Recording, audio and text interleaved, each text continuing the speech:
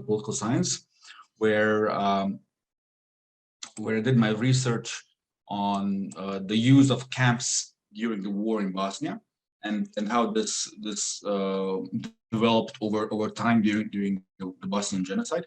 So basically, when I started researching this topic, what I found was that the issue of camps is something which is usually mentioned very oftenly, but not that researched.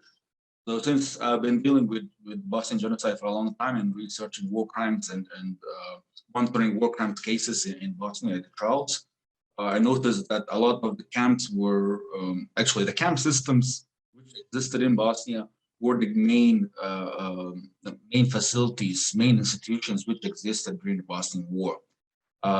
I focused on the camp system which was held by the Bosnian Serb authorities, because that was the largest, most extensive camps, even though there were camp systems which were also led by the Bosnian government and by the Croatian puppet statelet, which was called the Herceg Bosna Croatian community. So basically, there were a total of more than 600 camps which existed in Bosnia during the whole entire war. The reason why I took the Bosnian Serb camp system was because they created, and they were the most visible and the most brutal during the war, and they created the most public outrage in 1992. So basically, I'm just going to quickly share my screen here. I'll just show you a few photographs. Basically, here what you'll see is a picture from Daily Mirror in the UK from 1992, which says Belsen 1992, horror of the new Holocaust. And this was the front page of the Daily Mirror in August 1992. This was basically a few days, actually a day or so after British journalists uncovered the camps in northwestern Bosnia, in the area around Pedor. And as you can see here, we have men behind barbed wire who have been tortured and starved, who had just arrived from another camp. This is Trnopolje. They had been transferred from another camp called Keratin, and basically there were three major camps in Pedor, in the area around Pedor. This was Omarska, the most notorious, Keratin, and Trnopolje. Trnopolje, the image which you can see right here, even though there are mainly men surrounded here, this was a camp for women and children of non-Serbs from the Bosnian town of Pedor. Later on, of course, quickly after this image was these newspapers, which in this picture, which became known as the man behind the wire, this became published all over the world through major newspapers, and this created outrage, international outrage, and this actually helped cut down a large number of the camps. So this in August 1992, even though it was almost 3.5 months into the war, the international authorities and community, especially the Red Cross and OSCE, the US and British government and the UN, they forced Bosnian Serb authorities to shut down most of the camps, actually all of the camps. But what happened in reality was that most of the camps were officially shut down, but a number of the people who were kept inside the camps, who were of interest for the Bosnian Serb authorities, were held during the whole entire time in other secret locations throughout the region. So basically, when I started my research, these media reports which I had from the wartime era were one of the crucial sources for my research. So in my research, I started using media reports and also ICTY court cases, which were majority of the sources came from there, and also something which many researchers and writers haven't done so far, and that is the local court systems in Bosnia. So basically, the court of Bosnia and Herzegovina, local cantonal courts, and things like that. So basically, and this comes in line with my new research, which I'm doing. This is my second PhD, which is on the local jurisprudence in of course, I know that I'm crazy doing a second PhD, but that's I don't know. So basically, my second PhD is something which is correlated with my research from the first one, and that is an analysis of the local court cases, which I think it provides a large number of data which is not available to international researchers, because this documentation, these archives are not available. They are not publicly online. They are not translated into English and things like that. So I use these local archives as well in order to build a better picture of the camp system. What I wanted to do, writing about camps, and what I realized is that through all this very politicized histories which we have and narratives about the war, the camps are always used as a way to show some sort of large level brutality and to make a connection with the Second World War, with the Holocaust, with Auschwitz and things like that. So the camps were always used as a sort of manipulation tactic by all sides in order to say what the Nazis did to the Jews and to the Roma and to everybody else, they done by the other side. So in order to deconstruct this whole entire narrative, what I wanted to do was to create a narrative about the Bosnian court, about the Bosnian camp system, by using the court judgments as a primary source, but also perpetrator documentation. So using documentation from the Bosnian Serb police, military, internal documentation about the camps, which are called detention facilities or recruitment, regroup centers and things like that. Or reception centers. So I use these documentations in order to reconstruct a whole story about the camps. And what is usually mentioned in all of these narratives from the Bosnian War is that these camps were death camps. However, the reality of the fact is that the mortality rates inside of these camps were quite low. And this has been used, this has been used by a large number of deniers and historical revisionists as a way to downplay the camps itself. So the famous American historian Robert Hayden, for example, he says that Omarska camp was not a camp itself because only 3,000 people were inside a camp. However, the numbers in these cases and the mortality rates, in my opinion, and that's something which I wrote in my book, does not have is not that important to the fact what were the end results of these camps. And my theory is that the Bosnian Serb camp system had a different end result in the start. So the Bosnian Serb authorities did not want to kill all the detainees who were inside the camps, but rather they use a new tactic, which I call collective traumatization, and that is to inflict a large level of trauma to the detainees in order to prevent them from ever returning back to their hometowns. So basically, they wanted to have a sort of quote unquote ethnic cleansing process without having a large number of without having a large mortality rate. Nevertheless, this itself, in my opinion, is an act of genocide, because what you have in the end result is the living dead, basically, a large army of people who have been traumatized to that extent in the camps through a brutal torture mechanism, who in the end are incapable of living not only in their former hometowns, but in any other country with them. So most of the refugees who I know personally, who live in Scandinavia and Australia, in the US and so on, have never fully recovered and have never recovered from 1992.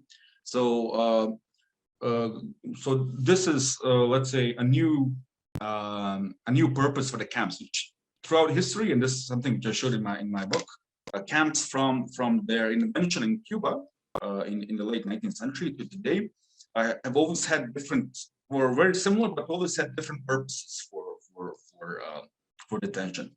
And in my view, the Bosnian Serb camp system was different from the other camp systems which existed in Bosnia at the time, because they had this sole purpose of a polarizing mechanism in the start of the war, which had a sort of not only polarizing effect but also a processing effect. So women and children, for example, in most cases would be held there only for a few days and then later on deported, while the men or those who they considered to be of interest, security interest in their view, were kept for a longer period of time. If the Bosnian Serbs wanted to kill all of these men, they could have killed them if they wanted to, but rather they did not. I think that in most cases there was a sort of improvisation on the local terrain, which also had an effect on the people who ran the camps.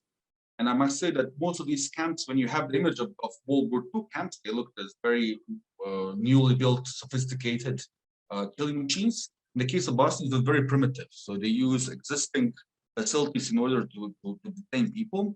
And in most cases, these were schools.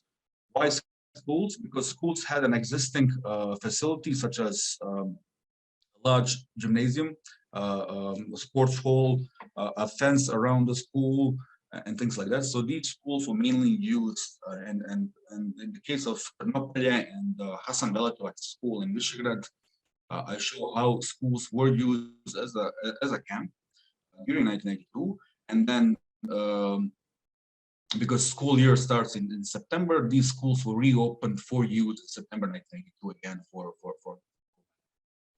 basically this detention, which lasted from April, May, June, July. 4 months period, something which isn't really a topic of interest for most researchers, because researchers mainly focus on Srebrenica genocide in 1995. I chose to focus on this institution itself and how this existed throughout several towns. In order to show a theory in itself, I had to use, and I opted to use several case studies, because it was impossible to cover all 600 plus camps which existed in Bosnia the whole entire war.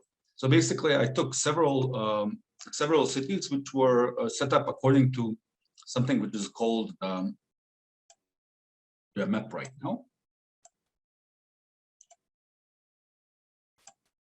So here is the map of Serb autonomous regions which were set up. These were parallel institutions and let's say cultural / political regions which were set up in 1991, so the time before the war. So basically, it was something like Donetsk right now in Ukraine, but without a war. So just imagine having Donetsk having a separate parallel, municipality, police, army, and so on, but without any fighting, without any shooting. So basically, this was how the Serb Democratic Party viewed Bosnia and had control over Bosnia in the end of 1991. Now, in my research, what I did was I focused on several of these towns according to the Serb autonomous regions and areas which it covered in 1992. So basically, these 4 towns, Prijedor, Bijeljina, Visegrad, and Bileća. These were 4 towns which I covered. Here you can see the whole map. So Prijedor belonged to the Serb autonomous region of Bosanska Krajina. Bijeljina belonged to the Serb autonomous region of Samberija and Majevica. Visegrad was part of the Serb autonomous region of Sarajevo, Romania, so this region here. And Bileća belonged to the Serb autonomous region of Eastern Herzegovina. So basically, according to these 4 towns, I made a geographical differentiation to cover these camps from a geographical and local political organization. And in this way, I showed that the camps did not exist from top to bottom, but rather from bottom to top. So the top leadership of the Bosnian Serbs did not order specifically the establishment of each specific camp, but rather they gave a much larger order. We don't have documented, but as a result of in the viewing of the results of these crimes which were committed, we see that some unified order did exist, because if you have at the same time camps being set up and the whole entire system in a very similar way set up from Prijedor to Bileća, so in this whole region in a matter of 4 to 5 months, that shows a clear pattern of unified engagement in a local level. And my theory here is that most of the perpetrators who did this, committed and who established these camps were local micro-level perpetrators. So the political government of the Bosnian Serbs at the time was divided on three levels, as most of you already know through the whole theory of perpetrators. So the macro level, meso level, and the macro level. So here we had the whole entire Bosnian Serb government, which was the macro level, and then the regional government, which was the meso level, and the micro level, which were the municipalities. So the Bosnian Serb authorities brought decisions which were implemented on the local level by these regional and municipal level authorities. The establishment of the camps was usually set up by these municipal governments, which were called the crisis committees. The crisis committees, or the crisis staff, were a sort of a temporary form of government which existed in municipalities, which were overtaken in coups very quickly in April and May 1982. So basically, the Serb Democratic Party, it's a municipal branch in each of these municipalities, set up their own government, temporary government, during the time when this entire ethno-religious cleansing process needed to be taken. So this project was implemented by the members of the Serbian Democratic Party, by their members, and by establishing these camps on this local level. They're the ones who brought the decisions to establish these camps from Prijedor to Bileća. And we have the ICTY documentation to prove that, especially in the case of Prijedor, for example. So by showing the results of these four towns, I wanted to show that there existed a clear pattern whose end goal was that in the end result, there was a huge demographic change in these small municipalities. By September 1992, the population of non-Serbs in this area drastically was reduced in 4 of these municipalities. My theory is that the larger the non-Serb population was, the larger, actually, the smaller the larger the non-Serb population was, the larger the brutality was in these camps. That's something which we can see. So, for example, in the case of Bileća, I will show you right now. In the case of Bileća, what we have is around 30%. In the case of Bileća, what we have is 14% of non-Serbs living. And that's why the mortality levels of the non-Serbs in this town wasn't that significant. So the men were kept inside, for example, the police station and other locations throughout the town, but they were mainly used for prisoner exchange or for ransom money and things like that.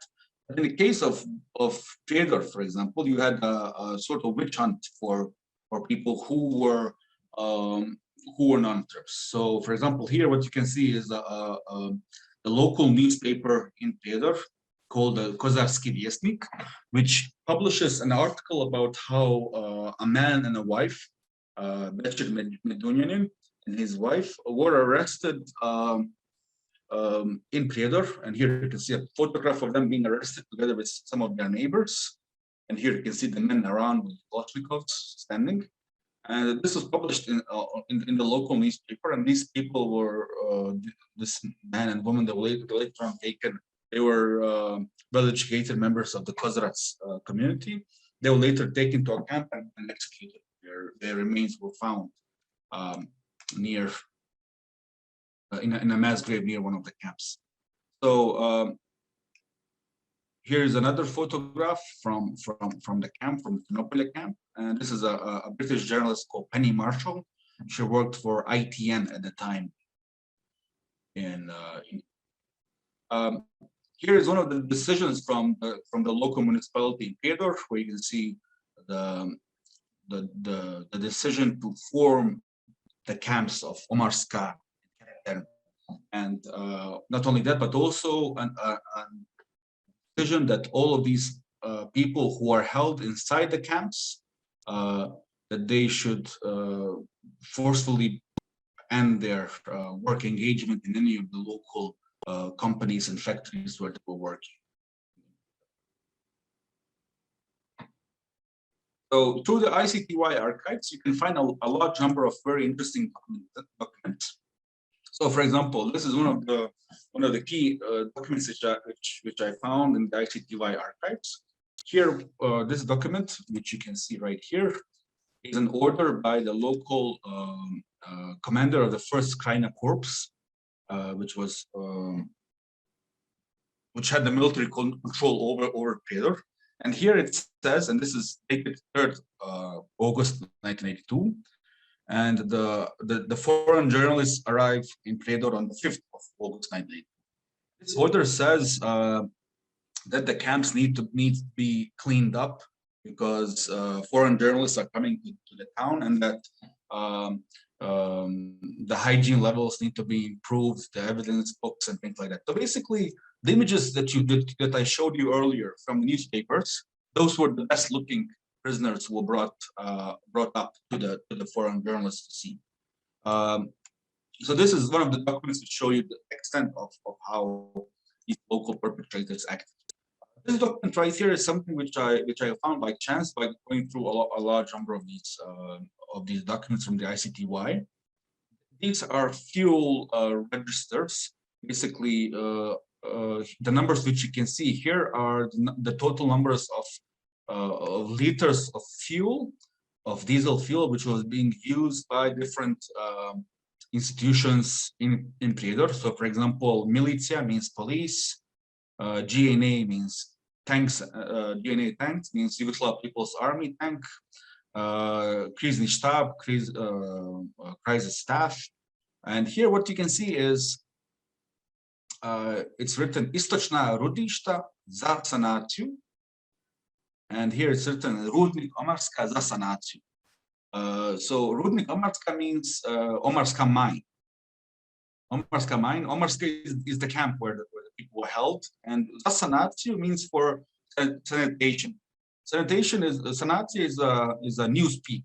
It's a synonym for cleaning up bodies. So basically, this is the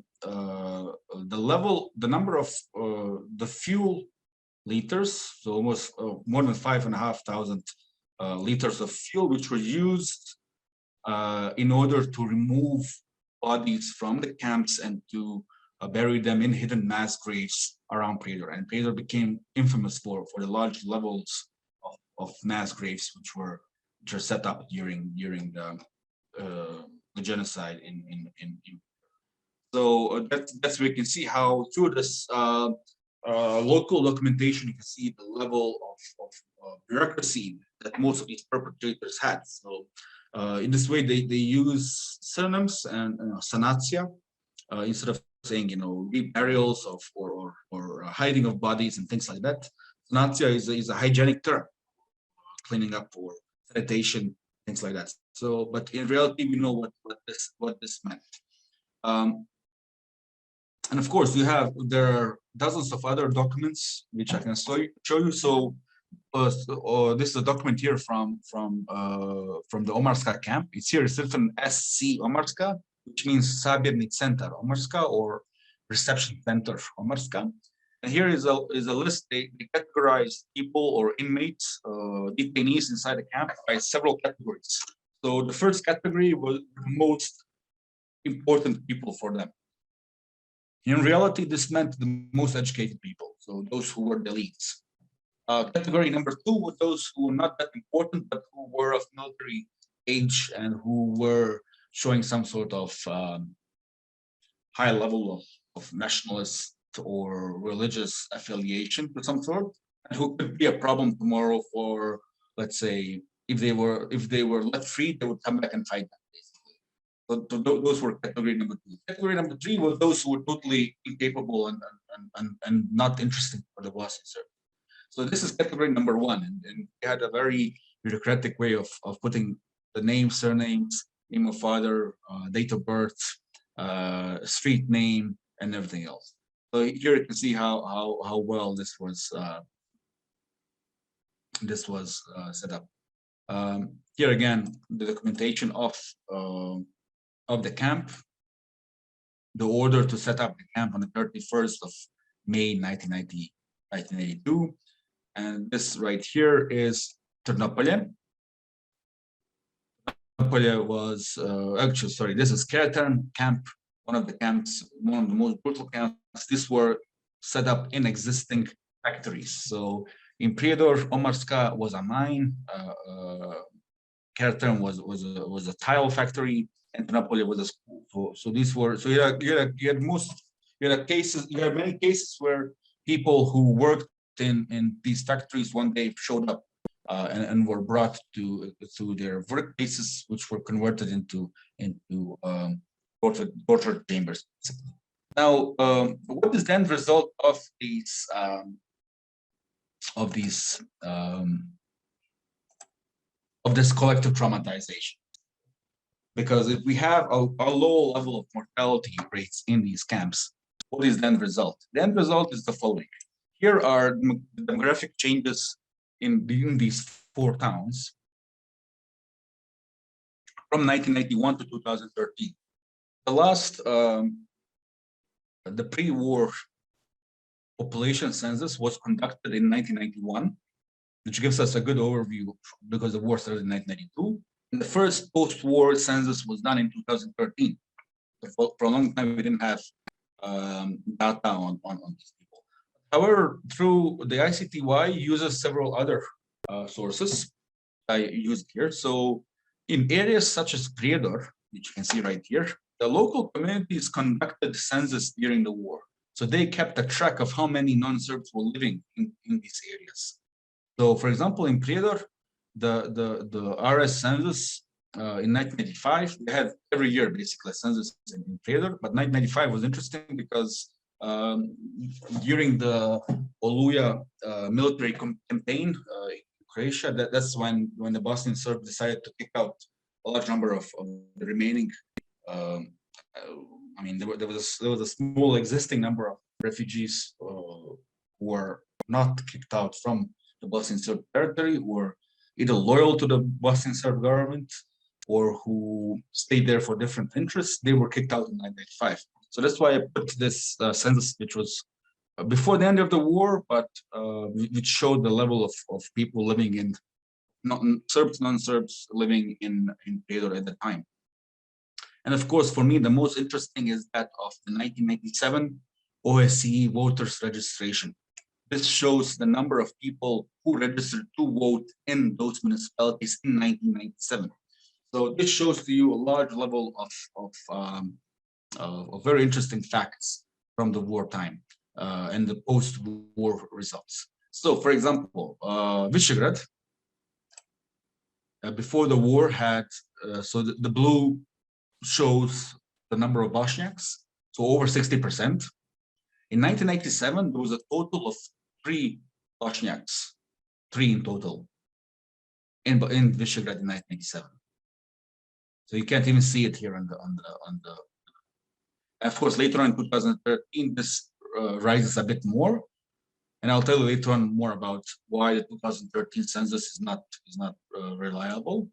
Prijedor shows to you a lot. So before 1991, it was half-half basically. The Bosniaks were slightly higher than the Serbs, and in 1985 you had less than 10%. In 1987, so after the war ended, the number of Bosniaks lowered even more.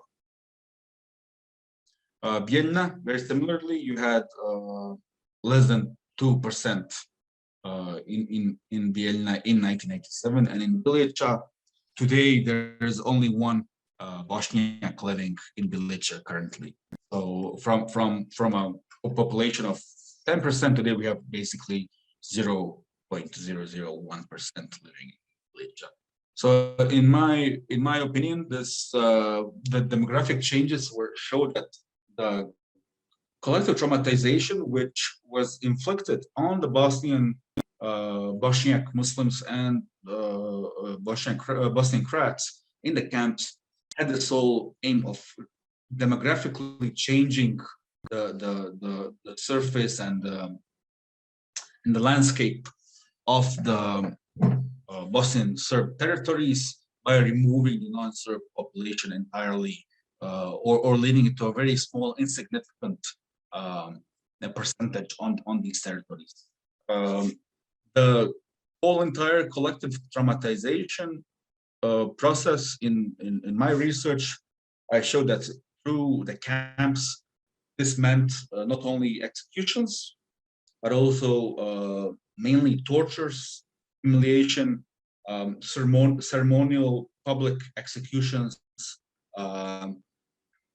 sexual abuse of males, rape of a small number of females held inside these camps, and of course deportation in the end. And along with that, the destruction of all cultural, educational, religious property, which was that basically the end result was to entirely change the landscape of these 4 towns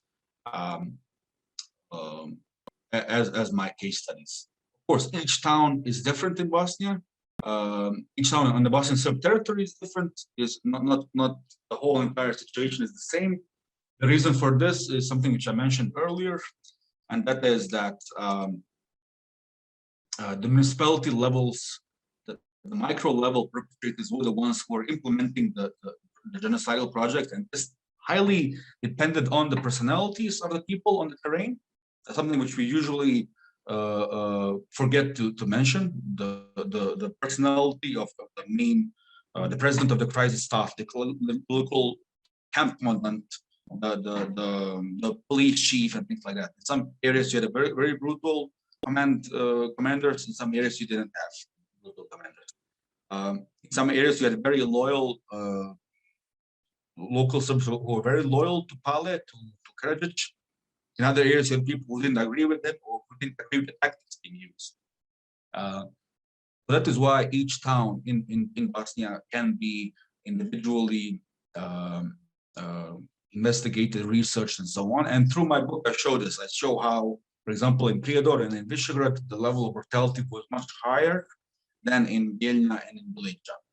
And this is something which I think showing this on a micro level proves a much larger pattern through the whole entire area from 1992 to 1995. And with that, I would like to conclude my presentation, Mirjana, if it's okay. I think it's almost 42 minutes of me talking, so I think we can skip over to the Q&A session and maybe have a discussion with the students. Thank you so much, Hikmet. That was really, really interesting, and it's nice to hear. Well, I've already heard a little bit about it, but for others to hear about your book as well. I'm going to now open the virtual floor to everyone. So if you have a question or comment, you can raise your virtual hand down in the corner in the reactions part. There's a reactions little emoticon. Or you can also type it in the chat, and I will read it out for Hikmet to answer. So yes, so does anyone have any first questions? Mia, go ahead. Hi, thank you so much. That was a really, really interesting talk and presentation. I have a couple questions about the sources that you're using, excuse me, particularly like the move or your desire to investigate local court resources and local documentation to disseminate more information to those who are non-Bosniak speakers or to the international community. But I was wondering, have you faced any difficulties regarding the availability of the documentation? Because I would have presumed if this collective traumatization was successful and that local micro level perpetrators are still existing within the community, much of this documentation could have been destroyed.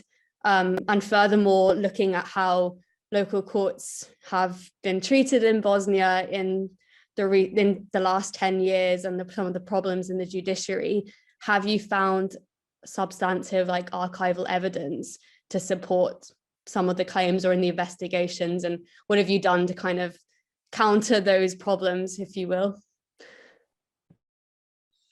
Thanks, Mia. So basically, when I say local documentation, I mean those from the post-war era, courts which existed and which still exist in the post-war era, because they're the ones who mainly tried perpetrators. So we have in a way some sort of reverse jurisdiction, in the sense that courts which existed in the federation tried perpetrators for crimes which were committed in Bosnian Serb territories, vice versa, until the establishment of the court of the age in 2003. So basically, it means something like, you know, a court in Glasgow trying somebody for a crime committed in London, for example, or in, you know, Edinburgh or in Manchester, basically. So the access to these judgments was quite easy. Again, these are only judgments. You don't have transcripts, you don't have recordings, you don't have, especially in the first cases of post-war trials, there was no material evidence whatsoever, so no perpetrator documentation, mainly based on eyewitness reports. So direct survivors of mass executions would come up and, you know, testify against a perpetrator. And this for me was very interesting, because it showed actually to what extent it was much easier at that time having a direct witness in the first years later on, because today it's much more harder to process a crime for which you don't have a direct survivor who knew the execution. And in most of these local cases, most of the victims knew the perpetrators. So it became much more easier later on for them to recognize them. So yes, from when it comes to perpetrator documentation, and you mentioned destroyed, it's interesting because I did come across some great difficulties in getting documentation. Why? Because most of the documentation which I got in the end came from the ICTY tribunal, the ICTY archives. Why? Because the local communities do not want to share archives, even though it should be publicly available. Basically, in the end, they just ignore your emails and your telephone calls and so on. They usually, the way how they refuse any documentation to use by saying that there's a law on archives in Bosnia which doesn't allow you to have, doesn't allow the opening of archives until a historical period of 30 to 50 years passes. So you're gonna get anything from 1982 unless you come in 2000 and 2015 in order to get it. So that's one thing. So most of the documentation which I got in the end was ICTY. Now the ICTY got most of its documentation in a very direct fashion. So in 1998, 1999, the stabilization force, which was basically the international peacekeeping force here in Bosnia, they entered military commands, archives, state institutions, and took out entire archives, photocopied and scanned them, and then returned them back. That's how we have the documentation from Taylor, for example, in Banja Luka and all Marjarin case, Micho Stanisic case, police, and so on.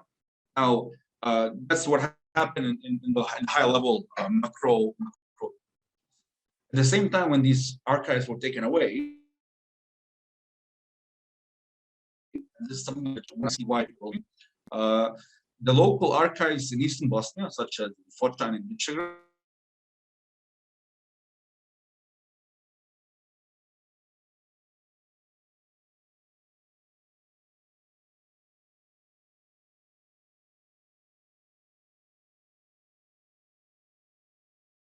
we don't have any crisis committee. Did I stop? So at the same time, when these archives were taken away from Pedro and from Banja Luka, these local archives in Eastern Bosnia disappeared. So crisis committee documentations from Visegrad, Foča, and other smaller towns basically disappeared overnight, and they were according to this ICTY prosecutor, they were taken around, across the Drina River into Serbia, where they held. So, for example, that's why you can't get these documentations in today. Even though if I tried, I tried bribing my way to get some of this documentation, and they're basically non-existent in this area. So I think that's. Did I forget one of your questions, or was it? Okay, perfect. Thank you, Hikmet and Mia. Does anyone else have? Yeah, Andy, your hand is up. Yeah, I mean, first of all, thank you for a great talk. I think the research is amazing, useful, needed as well, badly needed. And I think your move from the 4 municipalities to your larger conclusion about what's driving the greater level of violence seems entirely credible to me, based on everything that you've said and other kind of things that I know. If I can make one comment and one question, I suppose the comment was you kind of noted how these camps compare to Nazi death camps and concentration camps in terms of how we see those as being well organized. And I suppose my comment there was actually, I think there's quite a lot of similarity when we look at what you're describing in that early phase when these camps are being set up and what's happening in Nazi Germany in 1933. Yeah. So things being established in beer cellars or breweries or factories or schools was a common feature there. And I think it's not just a coincidence, but it feels like it's something about what you're arguing about this being a bottom-up system, that it's very much about license being given by a central authority which has a particular aim, knowing that there are supporters at the local level who will then use that license to deliver that aim. So I guess that was my comment. My question is maybe just to ask you if you could say a little bit more about the camps after August 1992. Because I think you said, that's the point where these come to the world's attention through media, through visits by politicians. And at that point, these major camps kind of are dissolved, but it doesn't mean there aren't camps.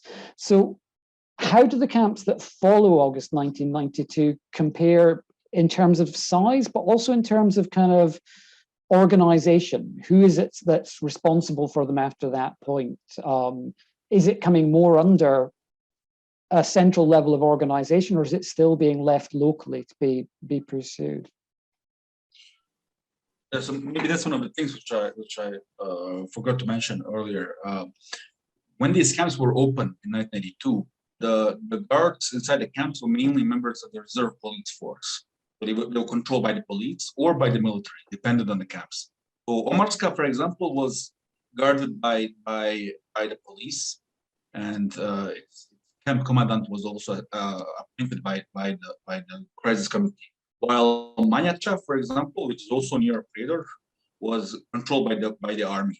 And in most cases, the army controlled camps were much better than the police controlled camps.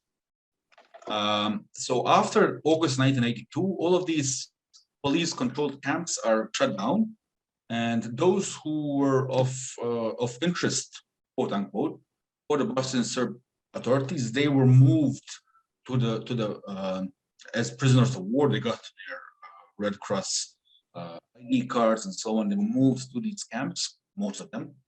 You still had a large number of people who were held privately for certain reasons. For example, if somebody's son was captured by the Croat side, then you keep a few influential individuals in your custody and exchange them later on for somebody on your side. So most of these people were sent to do these military controlled camps, such as Manjača, Batkovići, Kula, and so on. and these existed during the whole entire war. They were in practice much less brutal and a much less mortality level than the police held camps. The police held camps were much more, and the largest number of the perpetrators from the camps were members of the reserve police. My conclusions from my research in these four towns. So basically, yes, that's how until the end of the war, these camps were mainly used for prisoner of war exchange. Why? Because at the same time, you had a large resistance from the Bosnian side, and you had a large number of POWs captured there, soldiers and so on. So these people were usually used for exchange. And yeah, so after August 1995, things drastically changed. And in my opinion, if the British journalists did not visit the camps in August 1995, if they had come there, for example, in November or December 1982, the mortality rate inside of these camps would be much higher. Why? Because even though these people were not physically killed at the time, the hygienic / health status of the detainees was very bad. And in a few weeks or months, I think most of them, maybe a third of the people who were held inside of these camps would have died from natural causes. So yeah, that's the answer to your question. And yeah, regarding the improvisation structure of the camps in the early stage, I totally agree. It's very similar to the early Nazi camps, detention facilities which were set up for communists and Roma, so on. But for example, when you compare it to the Chinese camps today for the Uyghurs, they are much more sophisticated, and I think that's a top to bottom approach in China itself. Those are highly sophisticated, well built, newly built buildings, have a very much more sophisticated structure and clear policy. This probably was very similar to the early stages of the camps in World War. If the chair would let me, can I just ask a little bit of a follow-up that might require a bit of speculation, which is about the difference between the police-run and the military-run camps? Because my understanding of the Republika Srpska police is that it had gone through a fairly rapid and radical change of personnel in terms of senior management being brought in from political parties. So they were kind of either committed to the SDS or they owed their position to the SDS at the very least. And the reservists were people that had never had any police service before. Whereas with the military, you would still have kind of, I'm guessing at senior levels, a number of people who were firmly kind of brought up in the People's Army tradition and with a certain amount of discipline. And that, I think, might be one of the reasons why the police camps were so brutal. I think it says that there's the capacity for extreme brutality there in the military if leadership decisions chose that path, because the discipline would then lead that to be implemented. But I think that perhaps that might be one of the dynamics that's going on there. And I don't know if that would fit with your reading of what's going on. Definitely, because in most of these cases, the local police chiefs were from the SDS, the newly appointed police chiefs. The older ones were taken down. People who, for example, in Visegrad, the new police chief was a former high school teacher of Serb creation, a person who had no police background whatsoever. And in the case of the reserve police force, these were people who had no police training whatsoever. They were given uniforms and Kalashnikovs and basically the freedom to do whatever they wanted without consequences. These people knew that they will not answer for what they did, and that's why they were able to be brutal to that extent and to commit the crimes which they did commit. While the Bosnian Serb army, as you rightly viewed, had man structure. For example, in Prijedor, the Bosnian Serb, the 43rd Brigade was basically the same brigade of the GNA. They just changed the name, so the same structure was kept there. And of course, by this way, I don't mean to justify the Bosnian Serb army in any way possible, but in this case, in 1992, it did show a much more larger level of better handling of the camps and the police at that.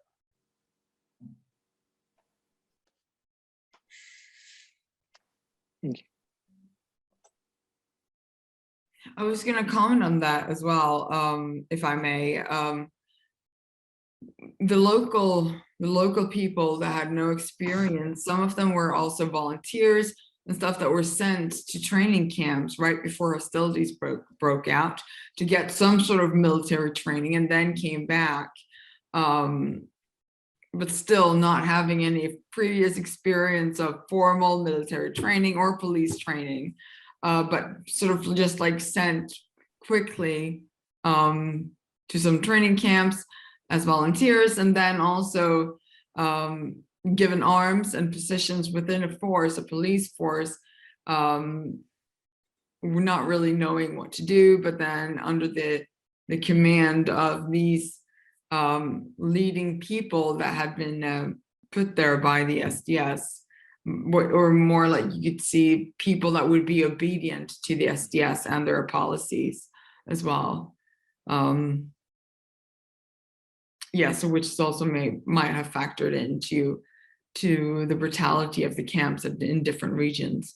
Does anyone else have any questions?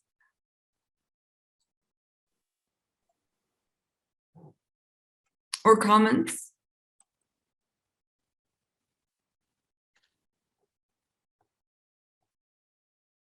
I always have questions or comments, but I don't want to take up the floor when there are others in the room that I think might want to. So I'll be there in the background if there's space.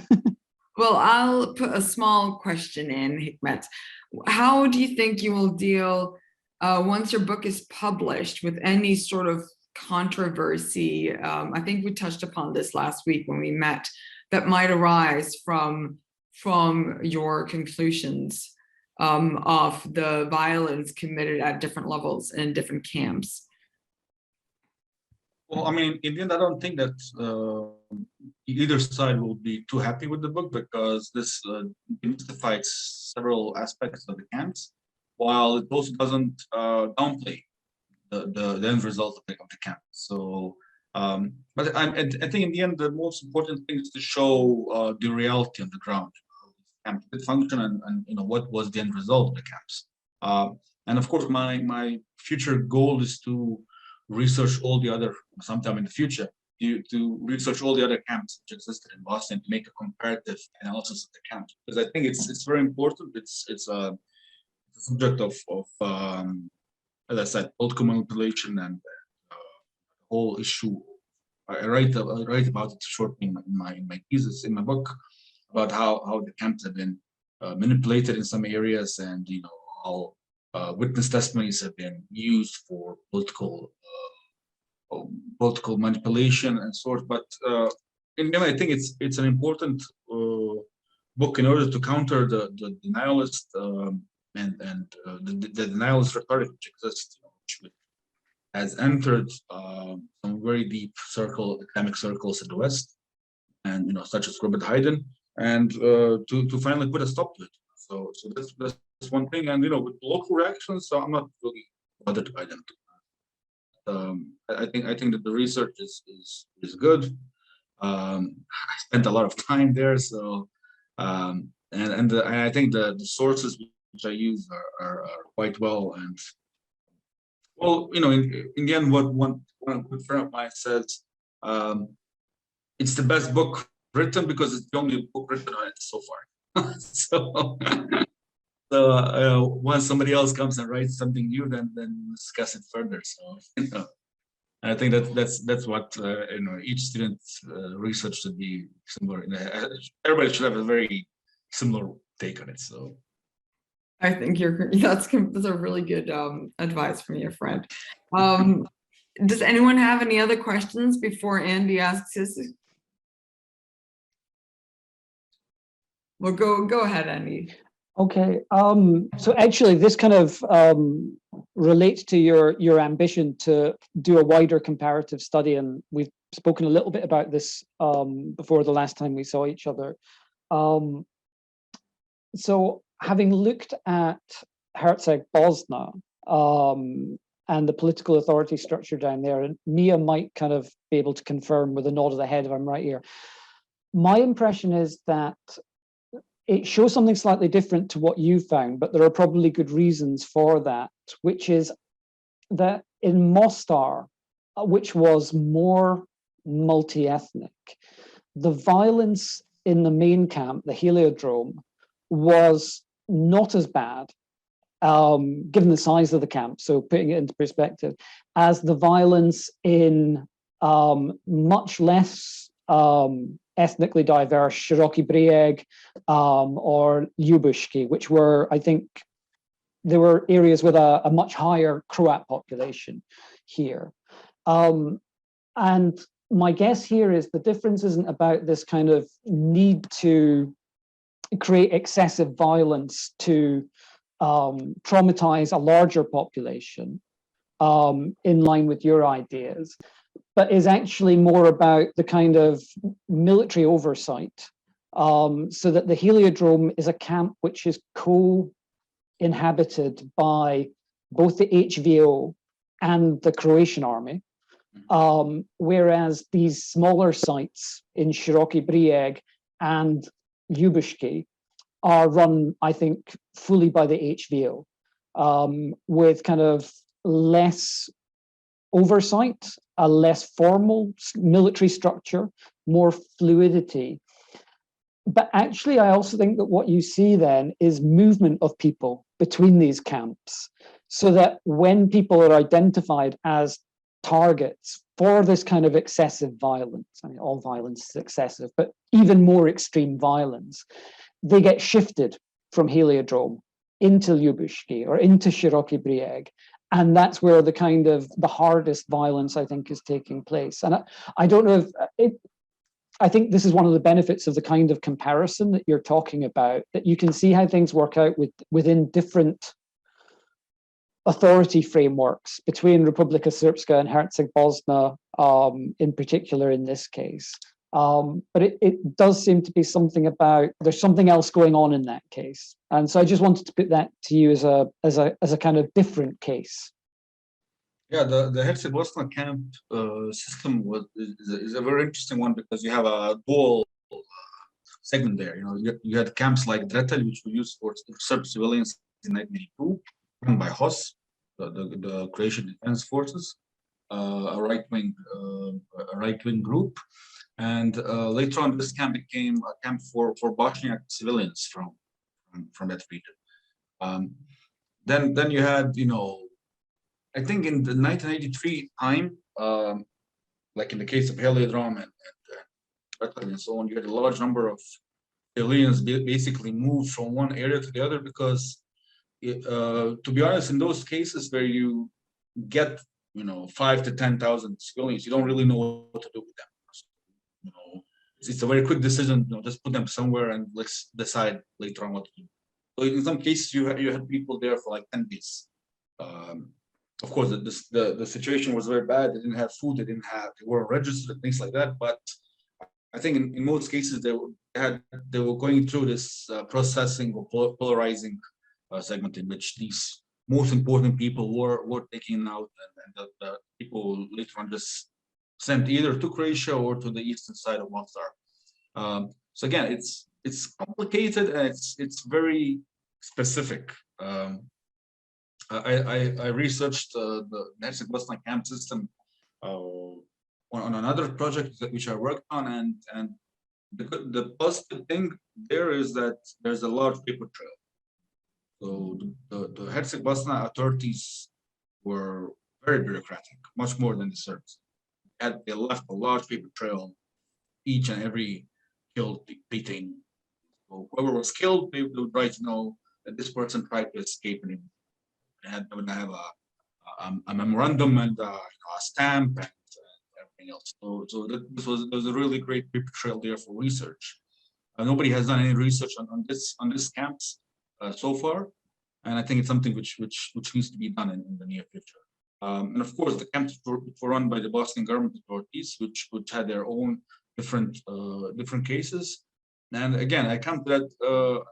I come to that stage where you have this detention of certain people because you didn't really know what to do with them at a certain time. If you conquer a village and you don't know what to do with 500 people, or in the case of a suburb of Sarajevo, a large number of people from Hadžići, for example, were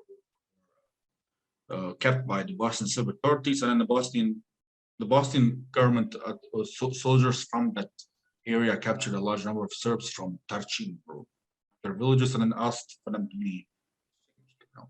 So you have different cases and basically, as I said earlier, each town, each village is a story for itself. It's different, and that's why I wanted to. My initial area and aim was to compare everything, but it's impossible to write that in 250 pages. So this is what I opted at this stage right now.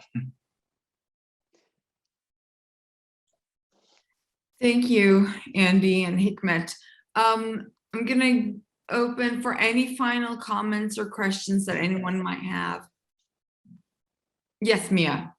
Mine's a very broad question, but just about researching and being a researcher in Bosnia. Over the summer, I did a little bit of research in Bosnia, really fortunately. And one of the challenges I soon identified was that there are lots of people talking into a void and not communicating with each other to share resources. An example being databases of camps and databases of victims, and even like a database of ICTY, easily accessible witness statements for people to use. And I was just wondering if you had like any comments on that and on some reflections of your own engagement with civil society in Bosnia more generally. Well, to be honest, I don't have great experience with the Bosnian civil society. I mean, it's similar probably to your experience. But to be totally honest, I don't think you'll find anything different from the ICTY archives. That is definitely, in my opinion, the best archive that we can find. That's why one of the reasons why I did not do any. One of the criticisms which I got from some people was, why didn't you do witness statements? So why didn't you interview people who were in the camps? The reason why I didn't do this was because talking to a lot of the survivors from and I know a lot of people who went through these camps, it's very difficult to talk about experiences after 30 years. Firstly, you really traumatize a witness. Secondly, the accuracy of the statements usually are not that high in relation to the statements which they gave in 98, 95, 92. So the best option for me was to use ICTY witness statements, because these were well organized, well taken statements which were cross-examined by the defense and so on, and well established, to be honest. And you have some really great witness testimonies there which can be used that you don't need to conduct, especially in towns where which have been covered by the ICTY, such as Prijedor. There's no need to do any new research. If we are talking about Zvornik is a totally different area, unresearched, a lot of witnesses and so on. But to be honest, yes, you have. I don't know if this is a trust issue or if it's something else, but people just don't like to share information and contacts and things like that. Yeah, so I understand your position and your experience. I'm sorry about it, but it's just something which, that's the case currently in these smaller communities such as Bosnia. But if I was in your position, I would just focus on the ICTY. I mean, I went through I don't know how I think more than 20,000 documents from the ICTY, which I downloaded. Well, I'm talking about a period of 5 years of research.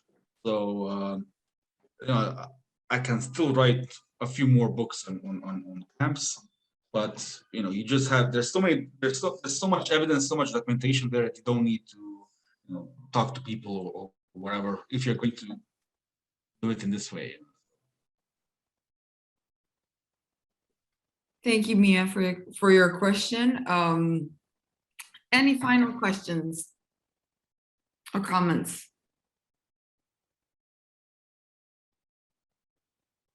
No, Hikmet, do you want to say anything? No, I would just like to thank you, Andy, thanks to Mia and to everybody else who was here today. And you know, it's really a pleasure to talk about the book even before it's out, and you know, I'm really happy about it. So, Well, hopefully after COVID, we'll see each other live. oh gosh, yeah. Well, hopefully soon, let's say. Yes. But yes, thank you so much for taking the time today to join us and to tell us about your forthcoming book, which is coming out. Is it this month? I think it's Yes. Yeah, it's this month. March 22nd. Yes, and it's open access as well. Yes. Oh, brilliant. So thank you so much today. Thank you also for everyone for coming and being here with us. Thank you to me and Andy for lovely questions. And the next CJS seminar, we will let you know soon, I suppose. No, we will not. Okay, but watch this space anyhow. Yeah. Yeah. No, it's okay. You finish, and then once we've Yes. given our thanks, I'll say something about the next. Yes. So yes, I just wanted to thank you again, Hikmet. And applause. So I can add my thanks to that, Hikmet. You know, I think your work is really important, and I'm really, really glad to hear about it. And I'm so excited to see the book when it comes out.